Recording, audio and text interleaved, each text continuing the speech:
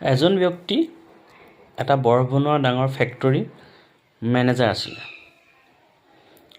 তেওঁ এদিন বৰফ বনোৱা ফেক্টৰীত কাম চোৱা চিতা কৰি পিনি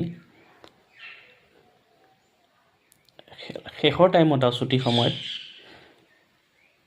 বৰফ বনোৱা এটা ডাঙৰ আইচ ৰুমলৈ সোমাই দিলে। সোমাই চেক কৰি থাকোঁতেই বাহিৰৰ পৰা কৰ্মচাৰীয়ে গম নাপালে যে তেওঁ সোমাই আছিলে বুলি, দৰজাখন বন্ধ কৰি গুচি গ'ল। আৰু সকলো কৰ্মচাৰী ছুটি হৈ গ'ল।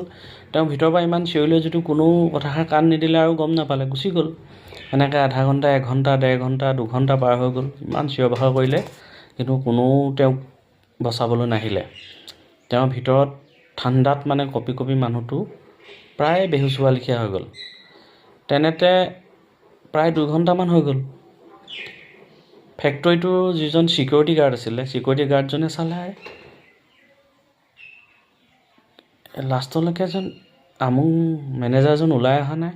কি হ'ল বুলি কিজানি কিবাত ফচিলে বুলি তেওঁ ফেক্টৰীটোৰ ভিতৰলৈ সোমাই গৈ এফালৰ পৰা চেক কৰি গৈ লাষ্টত গৈ সেই বৰফ আইচ বনোৱা ৰুমটোত পালেগৈ। ৰুমটোত পাই দৰ্জাখন খুলি দেখে তেওঁ প্ৰায় বেহুচ হোৱা লেখীয়া পৰি আছে।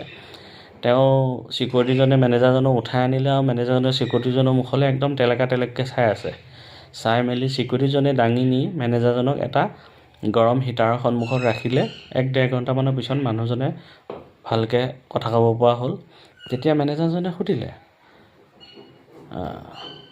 আপুনি মোক কেনেকৈ গম পালে যে মই ইয়াত ৰুমটোৰ ভিতৰত সোমাই ফচি আছিলোঁ বুলি? তেতিয়া ছিকিউৰিটিজনে এটা কথা ক'লে, আপুনি কথাটো লক্ষ্য কৰিছে নাই জানো, সদায় আপুনি আহিলে গোটেই কোম্পানীটোত যিমান কৰ্মচাৰী আছে, মানুহ আছে, মেনেজাৰ আছে, বাকীখিনিতকৈ আপুনি এজন মানুহ যিয়ে সদায় আহোঁতে মোক কয় ৰাম ৰাম কাকা, সদায় যাব সময়তো কয় ৰাম ৰাম কাকা। কিন্তু আজি আপুনি আহিবৰ সময়ত মৰ্ণিঙত মোক ৰাম ৰাম কাকা বুলি ক'লে, কিন্তু আপুনিতো যাব সময়ত মোৰ ৰাম ৰাম কাকা নক'লে আৰু ঘূৰি নাহিলে। সেই কথাটো মনত থাকিলে।